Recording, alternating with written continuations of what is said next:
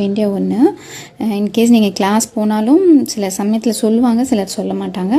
ஏன்னா ப்ராக்டிஸில் உங்களுக்கே வந்துடும் அப்படின்னு சொல்லுவாங்க. பட் நீங்கள் வந்து ஃபஸ்ட்லேயே இதெல்லாம் தெரிஞ்சுக்கிட்டிங்கன்னா ரொம்ப யூஸ்ஃபுல்லாக இருக்கும் ஃப்ரெண்ட்ஸ். ஸோ அதுக்கு தான் நான் உங்களுக்கு சொல்கிறேன். இதில் நோட் பண்ணிக்கோங்க. ஒரு டிப்ஸ் அண்ட் டிக்ஸாக இருக்கும் உங்களுக்கு. எப்பயுமே த்ரெட்டு சிக்காகாமல் பார்த்துக்கோங்க. அப்போ வந்து உங்களுக்கு குயிக்காக வர ஆரம்பிச்சிடும். நீங்கள் போட்டுட்டு போயிட்டே இருக்கலாம். பாருங்கள். அண்ட் வீடியோ எடுக்கிறப்போ கம்பல்சரி உங்களுக்குமே கொஞ்சம் அன்கம்ஃபர்டபுளாக தான் இருக்கும். பட் நீங்கள் கீழே வச்சுட்டு உங்களுக்கு கம்ஃபர்டபுளாக ஸ்டாண்டை வச்சுட்டு போடுறப்போ அது ஈஸியாக வந்துடும். ஆனால் நீங்கள் வீடியோக்காக அந்த ஸ்டாண்டு எல்லாம் வச்சுட்டு போடுறப்போ அது அன்கம்ஃபர்டபுளாக தான் ஃபீல் ஆகும். ஸோ அது உங்களுக்கு பார்க்குறப்ப என்னவோ ஒரு மாதிரி இருக்கும். மற்றபடி நீங்களாக போடுறப்போ ரொம்பவே ஈஸியாக இருக்கும்.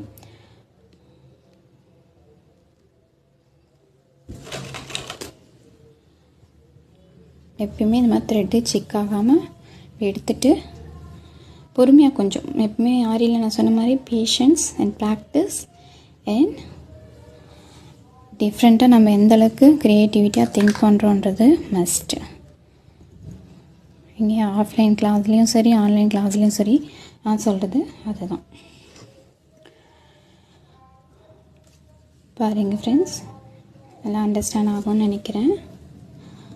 ஆக்சுவலாக நம்ம கிட்ட வச்சு போடுறப்போ நம்ம அந்த நெருக்கமுமே நல்லா பார்க்க முடியும். ஆனால் உங்களுக்கு கேமராவில் நான் காட்டி போடுறப்போ சம்டைம்ஸ் நெருக்கம் வருதான்னு கூட நம்மளால் ஜட்ஜ் பண்ண முடியாது.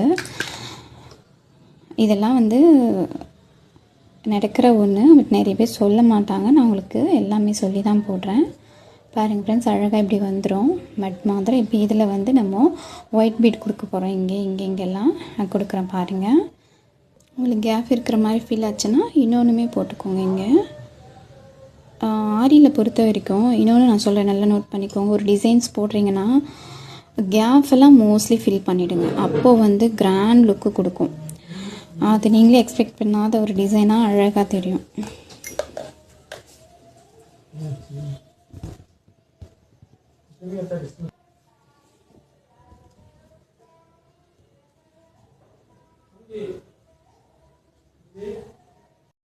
ஃப்ரெண்ட்ஸ், இந்த ஒயிட் கலர் சுகர் பீட் தான் நம்ம வந்து கொடுக்க போகிறோம். பாருங்கள், ஒயிட் கலர் சுகர் பீட்.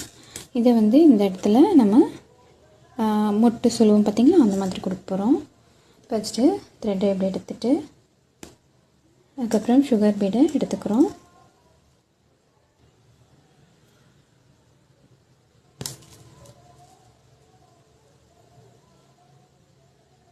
நல்லா கிட்ட இப்படி எடுத்துக்கோங்க.